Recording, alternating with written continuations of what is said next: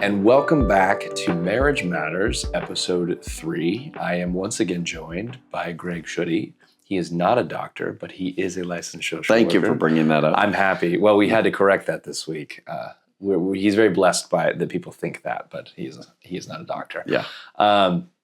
He is, however, very knowledgeable, and I'm going to be, preying on that knowledge today to Picking my brain. I know, yeah, Okay. to talk about a subject that, it's hard as we get older. So when we're kids, I want to give some background here. When we're kids, we encourage our kids, as I'm sure you have, make as many friends as you can, make sure they're good friends, good influences and all of that.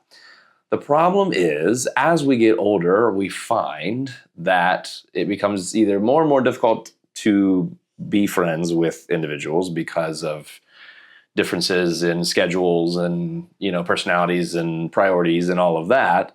But especially is a different dynamic when we are married, because once you're in marriage, you have that, hopefully that ultimate best friend in your partner. But then at that point, there are some, I don't want to say restraint, maybe it's just constraints, I should say, that there's some factors to consider when you are married and are looking for friends. So Greg, can you? Yeah, and this is a big one that I deal with a lot of clients on, as far as how do you rethink friendships and how do you restructure those friendships. And I think that sounds a little technical there, but again, things have to change when we get married, and meaning that, one is my friends can't be more important to me than my spouse. Mm-hmm. So that's first and foremost, that we're not spending more time with our friends than we are with our spouse. Mm-hmm. Number two is that our opposite sex friendships really need to change. And I think this is where some people get themselves in trouble, and they'll justify it as, I've had this friend who's I'm just speaking from a guy's point of view. Mm-hmm. I have this friend who's a girl that we've known each other since grade school, and so we're just great friends. It's innocent and blah, blah, blah. But the problem with that is that when my marriage starts to get strained, does that friendship become someone that I'm talking to, that I'm telling them about my personal stuff? And then am I spending time with them alone? Mm-hmm. Again, so even if it's innocent, there's still the perception of that. And number two is that, if I'm not able to talk to my wife or my husband and find it easier to talk to this person, that becomes this dangerous place. Well, and I want to add to that too, because this actually just came up in our own personal life. My wife had a meeting with a friend of hers, and her friend had discovered that same situation, that he had an opposite sex friend that they'd been friends for a while. It wasn't a big deal, and he didn't see it as such. However, when it really came out, there was some weird behavior. Come to find out, it was the equivalent to what he's describing, which is an emotional affair. Correct. And he described that all of this comes out, and they've since entered counseling and things, but it was something he did not even know emotional affairs existed, because of course in his mind, affairs constitute physical actions and things like that, not oversharing of information that really isn't appropriate for this other woman to know. Right. And so, that was what that meeting was about. So, emotional affairs they can definitely sneak up on you. Yeah, and that's something that's hard for people, because it's just like, well, no, I wasn't really delving into falling in love with this person. Yeah, but there's this fine line there too, where I'm sharing intimate stuff with them. Even if I'm not drawn to them, and maybe they're not drawn to me, it's still giving them information that I should be working through with my spouse. Mm-hmm. And I'm feeling a sense of peace here. I even heard one client talk about when he fell into an affair. But and again, I get it, because he said this, and I'll hear people say this. I didn't go looking for an affair, but in my own marriage, there was so much angst that when I met this person and we were talking and sharing about things, I found solace. And I thought that was interesting. Mm-hmm. He defined it as, I found solace, and that solace drew him into then going into places where he shouldn't, as far as telling secret things, because he was getting a response. He was getting someone to look at who he was and what he was suffering with. And then unfortunately, after time, it turned into a sexual affair. So again, it's dangerous. And even if that never happens, the other thing we got to keep in mind is if the perception is there, if your spouse, and here's the other thing with this situation, was the wife knew that he wasn't talking with her, knew that he wasn't connecting with her. And so, and this shows the signs of our time where she was looking at an app of where he was. And when it didn't make sense in her head, she started to fill in the blanks in her head of he must be, he must be, he must be. And so when the affair happened, she created this whole idea of what was going on in his life. And even when he tried to come clean about the affair, when it didn't match up to what she thought was happening, she wouldn't believe him. So even when he was trying to tell her the truth, trying to find that healing, all of that disconnect created now this chasm that was even worse. Yeah. So yeah. Well, and I would also draw the parallel too of, I always had, my father actually years ago explained this to me because we'd had an issue come up within the elders actually of one of our old, one of the churches that we had been members of. And his comparison was just think about how you begin your initial relationship in your marriage. By sharing close, intimate information with the person. Then eventually it goes from there. And so, people are like, well, I wasn't falling in love with it. Well, okay, but you're doing the same thing that led to you falling in love with this other person. Now, obviously, there's other factors at play there and all of that, but it's still a level of, there's a clear, stark comparison to be had here that should, and when you said perception too, that perception, it can't be there. Well, and I think that that's something that we, some people kind of dismiss.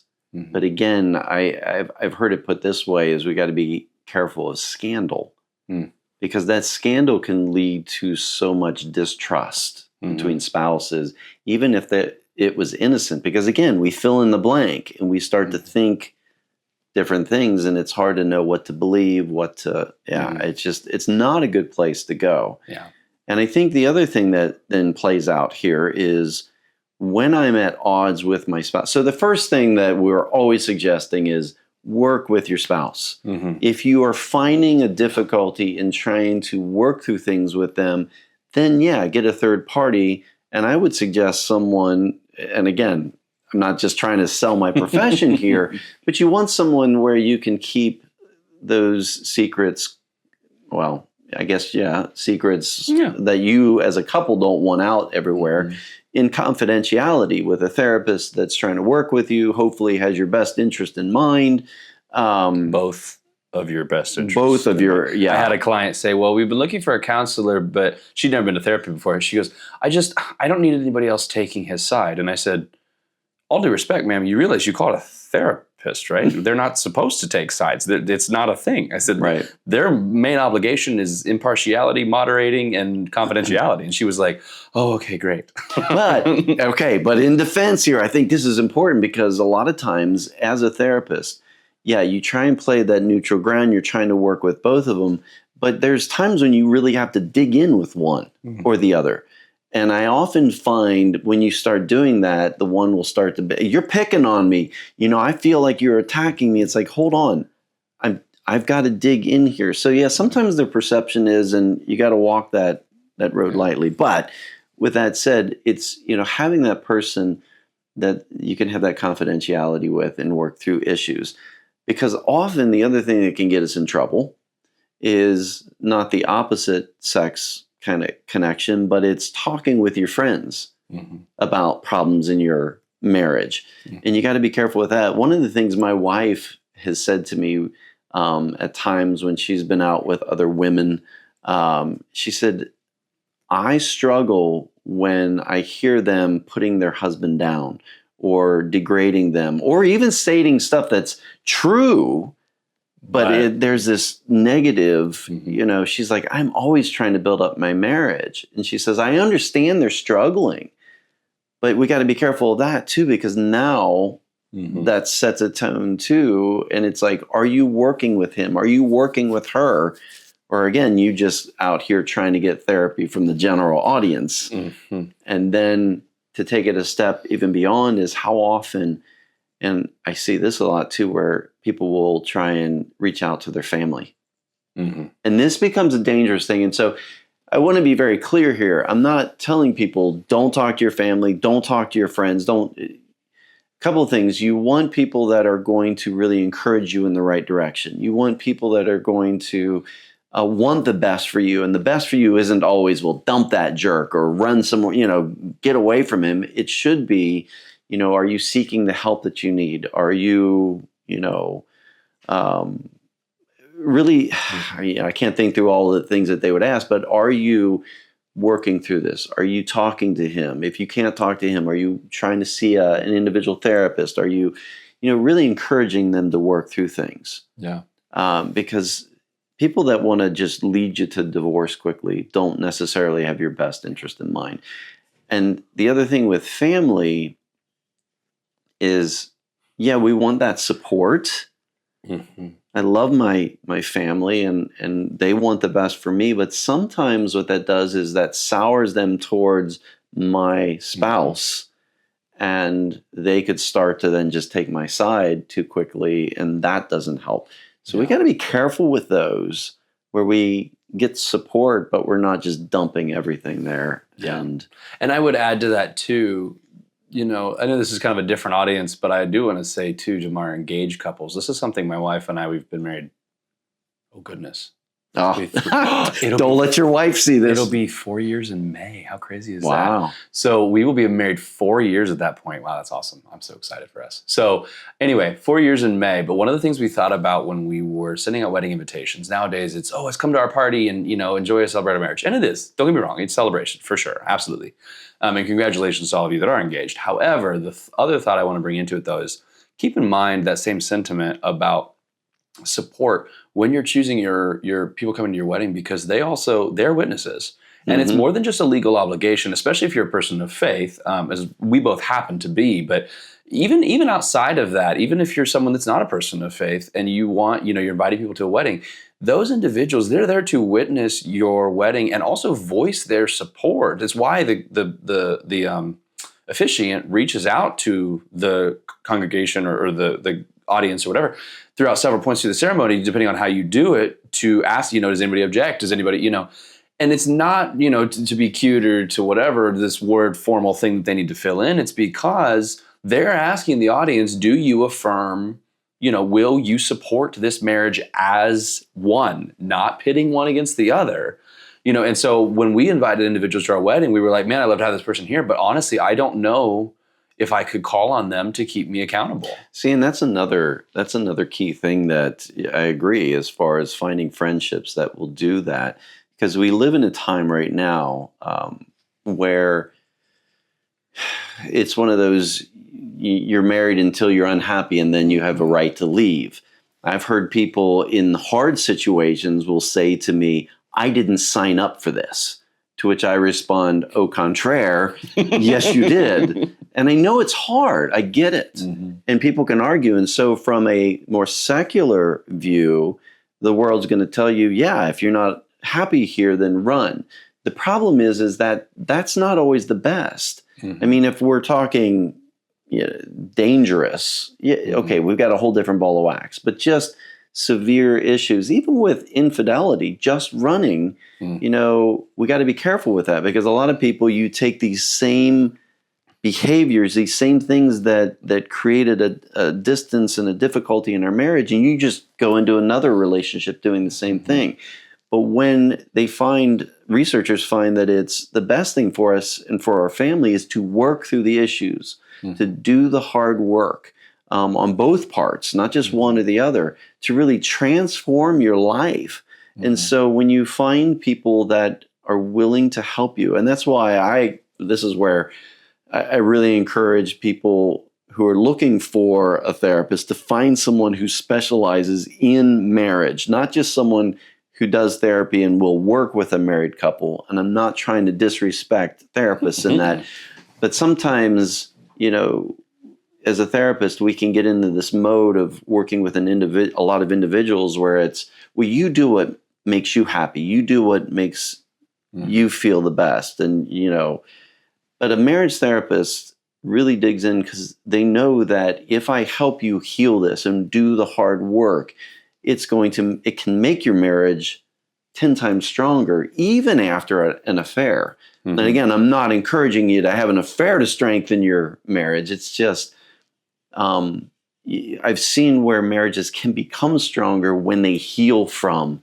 that deep brokenness. So do you find friends, do you have family that really encourage this and really challenge both parties in a marriage? Well, and I want to, because we only have a couple minutes left, but I did want to say we are going to address, and we've discussed briefly, we're still fleshing it out a little bit, but we do at some point want to address like the psychology of infidelity and what goes into, what can motivate that. And we're never going to justify infidelity, obviously, but we want to talk about why it happens, right? And we'll get into that in a future episode and talking about how it's also important that, like you said, both people contribute to recovering from that, because you can have one individual that initially, did the deed, essentially come and make their way back into the building trust session and doing all of the right things. But if the other person's still harboring resentment, there's only, so much headway that can be made. So we'll get into that in a future session. But the last thing I wanted to say before we leave, or ask, I should say, is we talked about marriage constraints, we talked about proper friendships and developing that support system. What if your position or role somehow precludes you from developing certain friendships? So using an example that we had discussed, we're talking about potentially like police officers, right? They have to be careful with what information they share. Or if you're a person of faith, if you're a position of leadership in a religious organization, you may not want congregants or your parishioners or your whatever to hear certain information, not because you want to be perceived as perfect, but because unfortunately you can't account for how they're going to use that information if they hear it. So how do you go about, or what are some factors that, Greg, you would say need to be considered when finding friendships for someone in that position? Well, again, you can have different friendships, but when you're talking about working through personal issues, you've got to understand that when you're in different power positions, when you're in different roles that are leadership roles, it becomes a little bit more complicated. You can't be just talking, if you're a pastor, talking to just anybody in your congregation about your marital struggles, because then that creates a chaos and creates an uncertainty. And there's some of that needs to be considered.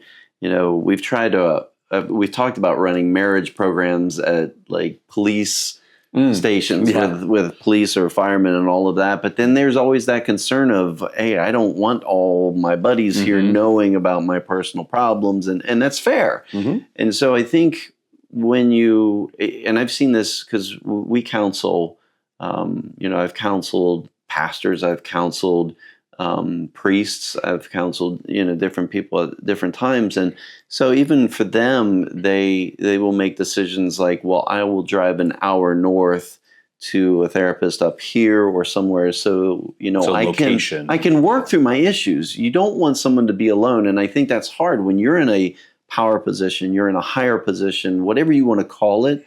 It's a lonely place to be. It is. And you can't just talk to everybody about it. And that's where again, finding a therapist, and sometimes depending on your situation, finding someone that maybe doesn't have the connections or the,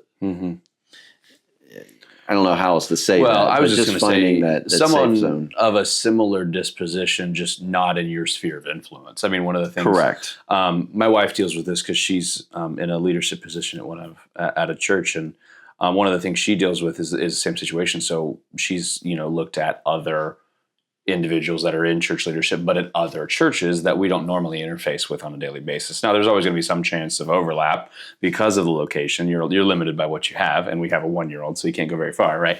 But there's still a level there where finding someone in a similar situation that can relate, or also, I mean, we have.